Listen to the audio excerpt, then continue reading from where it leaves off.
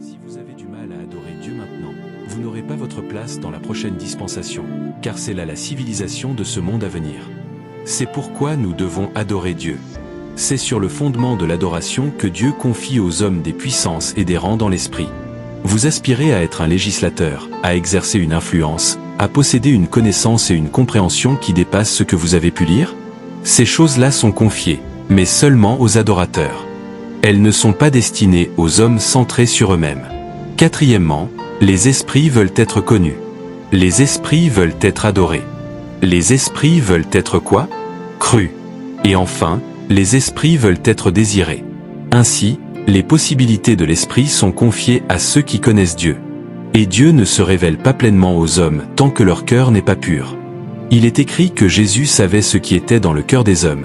Il ne se confiait pas à eux. Les investitures divines sont réservées à ceux qui ont une expérience personnelle de Dieu. Pourquoi pensez-vous que des portes s'ouvrent aux hommes lorsqu'ils vivent des rencontres? Les rencontres sont des interactions expérientielles avec lui. Quand vous faites l'expérience de Dieu, il vous libère quelque chose. Même dans le monde naturel, c'est ainsi que cela fonctionne. Un roi peut vous promettre monts et merveilles, mais c'est au moment où vous le voyez en personne qu'il devient naturel pour lui de dire « Prends ». C'est ainsi que les choses se passent dans l'esprit. La plupart d'entre nous connaissent des choses au sujet de Dieu, mais nous ne connaissons pas Dieu. C'est la raison pour laquelle ce que nous espérons, nous ne le voyons pas. Lisez votre Bible. Observez les hommes qui ont accompli de grandes choses. Ils ont fait une rencontre avec lui. Ils l'ont rencontré. Le texte biblique nous dit que Samuel était dans le temple, et alors que la lampe de Dieu s'éteignait, 1 Samuel 3 verset 4, il entendit Dieu l'appeler « Samuel ». Il pensa d'abord qu'il s'agissait d'Élie, et ce, à 3 reprises, jusqu'à ce qu'Élie comprenne que c'était Dieu. Il lui dit, quand il t'appellera, dis, parle, Seigneur, car ton serviteur écoute. À partir de ce jour, tout a changé. Le verset 20 de 1 Samuel 3 précise que la parole de Samuel ne tombait jamais à terre. Pas une seule parole. L'autorité était devenue un témoignage, parce que celui dont on parlait, Samuel l'avait maintenant vu. Quand vous le connaissez, des choses se produisent avec vous. C'est pourquoi, si vous voulez être un fonctionnaire du royaume, oubliez la religion. Nous vivons dans une génération de gens orgueilleux. Même lorsque nous nous engageons dans les choses spirituelles, nous ne cherchons pas vraiment Dieu. Les gens prient aujourd'hui pour être surnommés guerriers de prière, mais ils ne connaissent pas le Dieu à qui ils s'adressent. C'est pour cela qu'en temps de crise, on voit leur impuissance. Si vous voulez être investi de dimension divine, vous devez le connaître. Quelle était l'audace de Daniel? Un roi rêve et déclare qu'il tuera tous ceux qui se prétendent prophètes s'ils ne lui révèlent pas son rêve et ne l'interprètent pas. Avez-vous déjà entendu parler d'une telle situation? Le roi lui-même disait, « Ce que vous cherchez est impossible, cela ne demeure qu'auprès des dieux saints. » Mais Daniel connaissait son Dieu. Il dit au roi, « Accorde-nous du temps. Il y a un Dieu qui révèle les secrets. Nous le connaissons.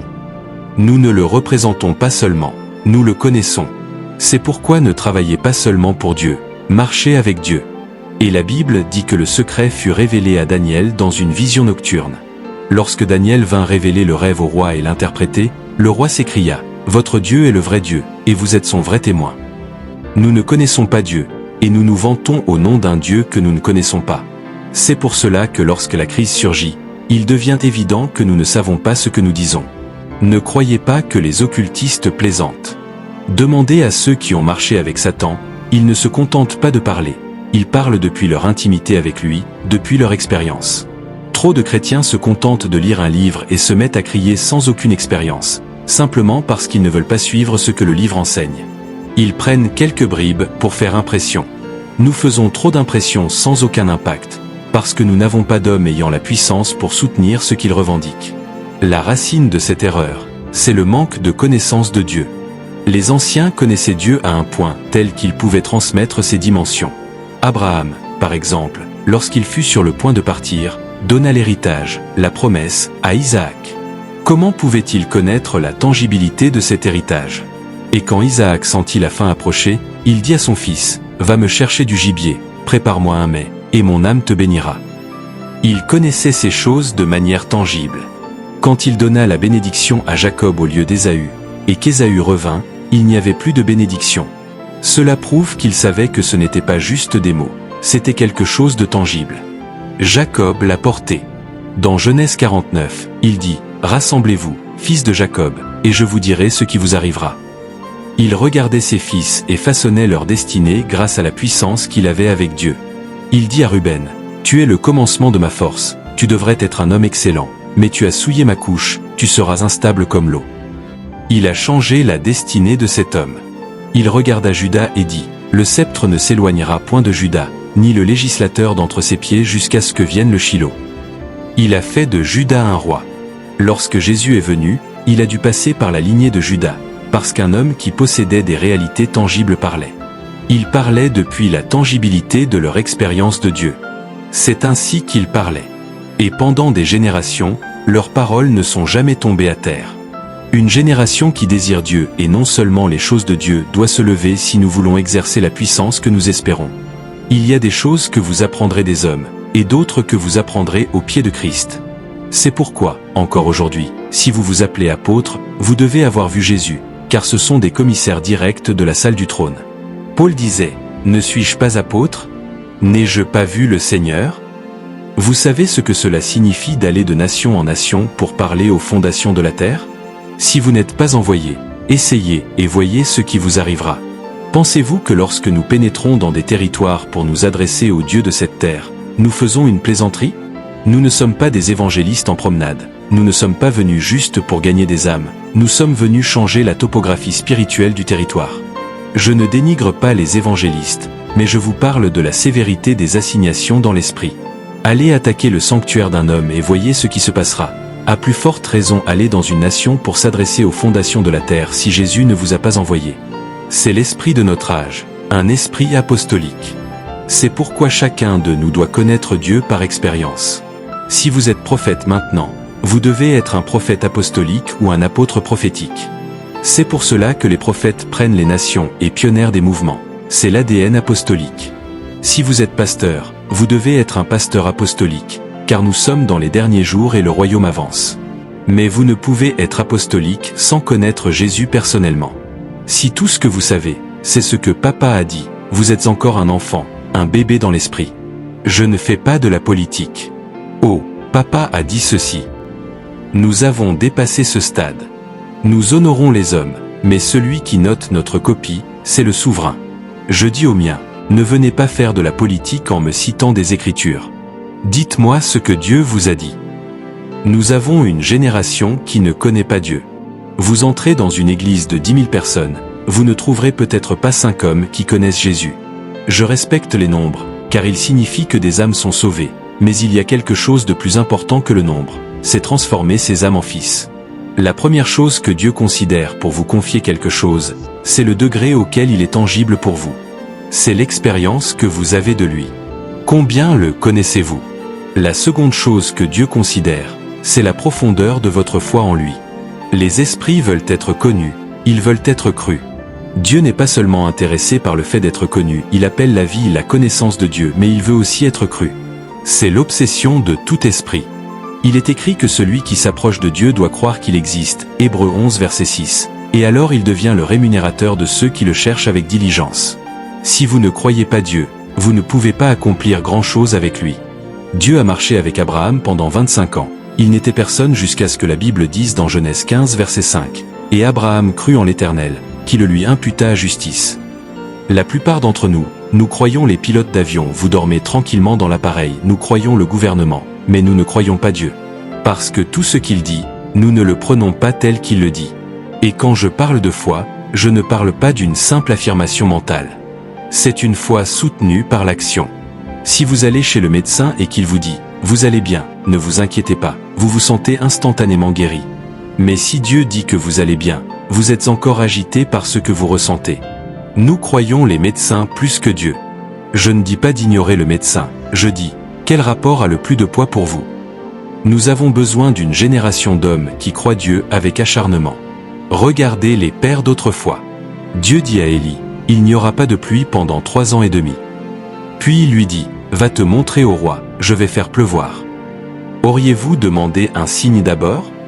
Et si ça n'arrive pas? Ces hommes-là ne parlaient pas ainsi.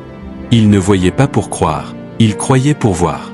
Élie dit au roi, il y aura un bruit d'abondance de pluie. C'est pour cela qu'ils étaient puissants, c'étaient des hommes de foi.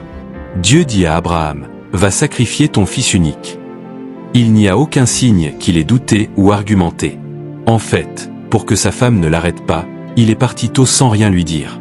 Et quand il montait, il a appelé cela de l'adoration. Genèse 22 verset 5. L'enfant demanda, « Où est l'agneau ?» Il répondit, « Dieu y pourvoira. » C'est cela, la foi pratique. La foi sans les œuvres est morte. Je parle d'une foi soutenue par l'action. Certains ici ont entendu Jésus leur parler, mais n'ont pas commencé à répondre parce qu'ils demandent « Et ceci ? Et cela ?» Il est écrit « Celui qui observe le vent ne sèmera point. » C'est le problème de la plupart d'entre nous. C'est pourquoi nous ne sommes pas forts. Regardez ceux qui ont de l'impact. Quand Dieu les a envoyés, rien ne semblait indiquer que cela fonctionnerait. Mais comme tu ne sais pas comment les os se forment dans le ventre d'une femme enceinte, tu ne connais pas non plus les voies de l'esprit. Si vous voulez exercer la puissance dans ce royaume, vous devez croire Dieu, même si votre vie est en jeu. C'est à ce seuil que les choses de l'esprit vous sont libérées. Si Dieu ne s'était pas manifesté, la plupart d'entre nous auraient été déshonorés bien des fois. Mais la Bible dit qu'ils ont regardé vers lui, leurs visages sont devenus rayonnants et ils n'ont pas rougi de honte. Écoutez-moi, si vous voulez être un législateur, le temps de croire est venu. Pensez à Élie qui se présente devant le roi le plus puissant de sa génération et dit « Devant le Dieu devant qui je me tiens, il n'y aura pas de pluie. » Essayez donc. Même nos prophètes, apôtres et évêques d'aujourd'hui, qui ont accès au roi, n'osent même pas leur dire la vérité. Ils y vont pour des visites de courtoisie. Ils ne peuvent pas conseiller les rois avec droiture. Alors, imaginez quelqu'un qui n'est pas invité, qui débarque au palais de Poutine et dit « Arrête cette guerre en Ukraine ou sinon. Qui es-tu » Mais c'est ce qu'a fait Élie parce que Dieu le lui avait demandé. Si Dieu vous le demande, pouvez-vous le faire? C'est de cela que je parle. Je ne parle pas d'agir par zèle charnel, mais de répondre par la foi quand vous entendez Dieu. Et la plupart d'entre nous ne peuvent pas le faire. C'est pourquoi nous sommes là où nous sommes. Les esprits veulent être connus, crus, et enfin, adorés. Si vous voulez être puissant dans la main de Dieu, vous devez devenir un adorateur perpétuel. Jean 4 verset 24 nous dit que le Père cherche des adorateurs qui l'adorent en esprit et en vérité. Il cherche des hommes qui l'adorent, ceux qui l'adorent de tout ce qu'ils ont, ceux qui se soumettent à sa volonté. C'est cela, l'adoration. Certains d'entre nous sont obsédés par le football, par une montre, par une voiture.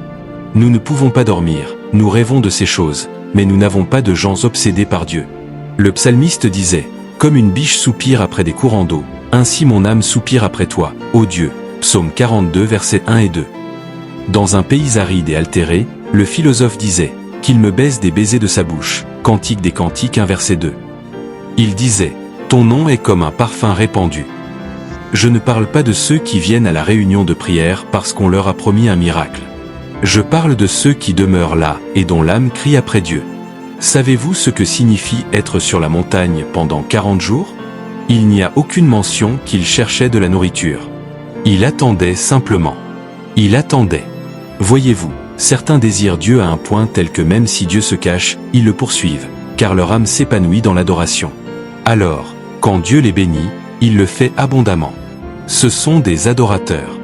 Ils peuvent tout déposer sur l'autel parce que Dieu est leur obsession. Je ne parle pas de cette génération dont l'évangile est transactionnel. Donne 100 $, reçois 1000. C'est un non-sens. Vous ne grandirez jamais. Je parle de gens qui peuvent donner leur vie, car pour eux, c'est cela l'adoration. Ils ne trouvent rien de digne de lui, alors ils déposent tout leur trésor aux pieds du Maître. Nos prédicateurs aujourd'hui savent que le peuple est égoïste, alors quand on parle de donner, c'est à propos de ce que Dieu va redonner en échange. Ce ne sont plus des amoureux de Dieu. Ce ne sont plus des adorateurs. Lisez la Bible et découvrez comment ils servaient Dieu, avec leur vie. Lisez l'histoire de l'Église et dites-moi combien de dates de naissance vous trouverez. Il y en a peu. Ce qu'ils ont enregistré, ce sont leurs dates de mort, car pour eux, mourir en martyr était une offrande à Dieu. Paul et Barnabas ont exposé leur vie. Acte 15, verset 26. C'est cela, la profondeur de l'adoration. Ils n'ont pas seulement donné des louanges, ils ont donné leur vie. C'est pour cela que quand Dieu les a investis de puissance, il l'a fait avec largesse. Comment se fait-il qu'aujourd'hui, des générations lisent encore ce qu'ils ont écrit? Et certaines choses qu'ils ont écrites, Dieu ne leur avait même pas dit explicitement. Paul disait, « Pour les vierges, je n'ai point d'ordre du Seigneur, mais je donne un avis, comme ayant reçu du Seigneur miséricorde pour être fidèle. » 1 Corinthiens 7 verset 25. Et ce que Paul a écrit est devenu écriture sainte. Quel honneur!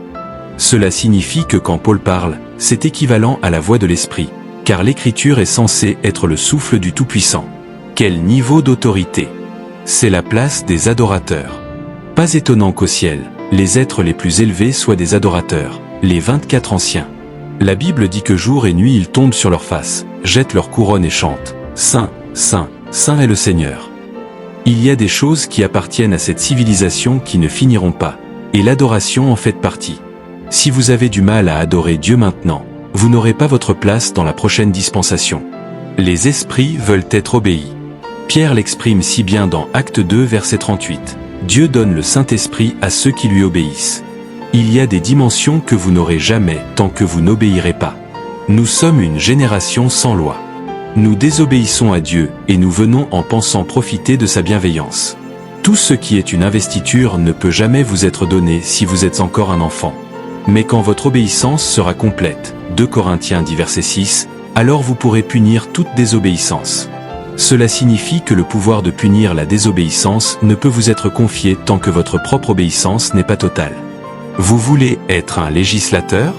Vous devez être lourd sur l'autel de l'adoration, de l'obéissance, du désir de Dieu et de la connaissance. C'est ainsi que Dieu élève ses hommes. Ces choses ne sont pas mystiques, elles sont ouvertes à quiconque est disposé. Et je suis persuadé qu'il y a ici une génération affamée. Je suis persuadé qu'alors que je parle, vous avez vu les nombreux endroits où vous avez violé Dieu, et vous avez décidé, alors qu'il vous donne la grâce ce soir, d'y retourner pour remplir votre quota. Amen. Pouvons-nous nous lever et prier?